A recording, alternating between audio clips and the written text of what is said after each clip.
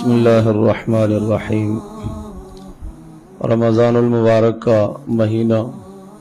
مسلمانوں کی روحانی ترقی کے ایک بہترین کورس کا مہینہ ہے۔ ایک ماہ تسلسل کے ساتھ دن کو مسلمان روزہ رکھتے ہیں اور رات کو قیام کرتے ہیں، اور کثرت سے قرآن مجید کی تلاوت کا اہتمام ہوتا ہے، اور دیگر ذکر، اذکار، استغفار اور سحر اور افطار میں دعاؤں کا اہتمام جب مسلمان کرتے ہیں تو ان تمام اعمال کی برکت سے مسلمانوں کے ایمان کی ترقی ہوتی ہے اور روحانی قوت میں اضافہ ہوتا ہے، اور شیطانی اور نفسانی اور بہیمانی قوتیں وہ کمزور پڑتی ہیں، اور انسان اللہ کے یہاں قرب اور ترقی کی بہت ساری منازل طے کرتا ہے۔ یہ منازل طے کرتے کرتے جب 20 دن اس کے گزر جاتے ہیں تو اب مزید اللہ پاک سے تعلق جوڑنے کے لیے اور ملائے اعلیٰ یعنی آسمانی مخلوق ملائکہ کے ساتھ مناسبت پیدا کرنے کے لیے رسول اکرم صلی اللہ تعالی علیہ وسلم نے اعتکاف کا حکم دیا ہے، اور حضرت صلی اللہ علیہ وسلم نے نہ صرف حکم دیا بلکہ ہمیشہ اس اعتکاف والے عمل کو کیا ہے، اور تمام زندگی حضرت صلی اللہ تعالی وسلم نبوت کے بعد کی جو زندگی ہے اور جب سے رمضان المبارک کی فرضیت آئی ہے اس کے بعد ہمیشہ سے حضرت صلی اللہ علیہ وسلم اعتکاف کرتے تھے۔ بخاری شریف کی روایت ہے کہ حضرت صلی اللہ علیہ وسلم رمضان کے آخری عشرے کا اعتکاف فرماتے تھے، یہاں تک کہ حضرت صلی اللہ علیہ وسلم دنیا سے پردہ فرما گئے، اور حضرت صلی اللہ علیہ وسلم کے دنیا سے پردہ فرما جانے کے بعد نبی علیہ السلام کی ازواج مطہرات تسلسل کے ساتھ اعتکاف کیا کرتی تھیں، اور ترمذی شریف کی روایت ہے جس میں ارشاد فرمایا کہ حضرت صلی اللہ تعالی علیہ وسلم رمضان کے آخری عشرے کا اعتکاف فرمایا کرتے تھے۔ 1 سال اعتکاف رہ گیا، اگلے سال حضرت صلی اللہ علیہ وسلم نے 10 دن کے بجائے 20 دنوں کا اعتکاف فرمایا، تو اس کی بڑی اپنی جگہ پر اہمیت ہے۔ اعتکاف کا معنی ہے اپنے گھر سے، بیوی بچوں سے، خاندان سے،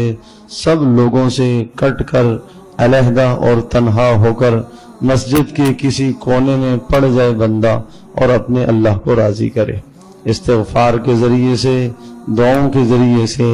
تلاوت کے ذریعے سے، تنہائی کے ذریعے سے اپنے گناہوں پر نادم ہوتا رہے، اپنے گناہوں پر شرمندہ ہوئے اور اپنے گناہوں پر روتا رہے، اور اللہ تبارک و تعالیٰ سے بخشش اور مغفرت مانگے۔ تو اس لیے حضرت صلی اللہ علیہ وسلم نے اعتکاف خود بھی فرمایا، امت کو بھی اس کا حکم دیا، بلکہ نبی علیہ السلام کا تو یہ عمل آپ علیہ السلام کی نبوت سے پہلے سے تھا۔ یہ بات آپ نے سنی ہوگی کہ حضرت صلی اللہ علیہ وسلم کو جو پہلی وحی نبی علیہ السلام پر نازل ہوئی ہے وہ غار حرا میں نازل ہوئی ہے۔ غار حرا میں حضرت صلی اللہ علیہ وسلم کا وہاں کیا عمل تھا؟ نبی علیہ السلام اعتکاف کرنے ہی جایا کرتے تھے، اور مخلوق سے کٹ کر علیحدہ اور تنہا ہو کر اپنے اللہ سے ربط اور تعلق قائم کرنے کے لیے غار میں تشریف لے جاتے تھے، اور اسی تنہائی کے نتیجے میں حضرت صلی اللہ تعالی علیہ وسلم کی روحانی ترقی جب اس سطح اور معیار پر پہنچی کہ اب آسمانی مخلوق ملائکہ سے اور اللہ تبارک تعالی اللہ پاک سے حضرت صلی اللہ علیہ وسلم کا جب تعلق قائم ہوا تو پھر اللہ پاک نے وحی کے سلسلے کو شروع فرمایا۔ تو حضرت صلی اللہ علیہ وسلم پر جو وحی اتری وہ اسی اعتکاف کے بعد اتری ہے۔ تو اس لیے میرے عزیز دوستو اور بزرگوں، جس صاحب کی بلکہ ہر ایک کو کرنا چاہیے، اور گھروں کے اندر خواتین کو اہتمام کرنا چاہیے، اور مرد حضرات سے درخواست ہے کہ وہ مساجد میں اعتکاف کا اہتمام فرمائے۔ ہر گھر سے ایک فرد تو کم از کم اعتکاف میں ضرور ہو، ہر گھر میں کوئی نہ کوئی خاتون خانہ ضرور اعتکاف میں بیٹھے، یہ بہت بڑا مجرب عمل ہے، اور اس میں رمضان کے آخری عشرے میں لیلۃ القدر کو تلاش کیا جاتا ہے، اور اس کی تگ و دو اور کوشش کے لیے بندہ راتوں کو جاگتا ہے، اہتمام کرتا ہے۔ اور حضرت صلی اللہ علیہ وسلم کا عرض کیا کہ زندگی کا یہ معمول تھا، اس لیے درخواست ہے کہ اس اعتکاف کے مبارک عمل میں اپنے آپ کو شامل کرنے کی کوشش فرمائیں۔ اللہ پاک ہم سب کے لیے عمل کرنا آسان فرمائے۔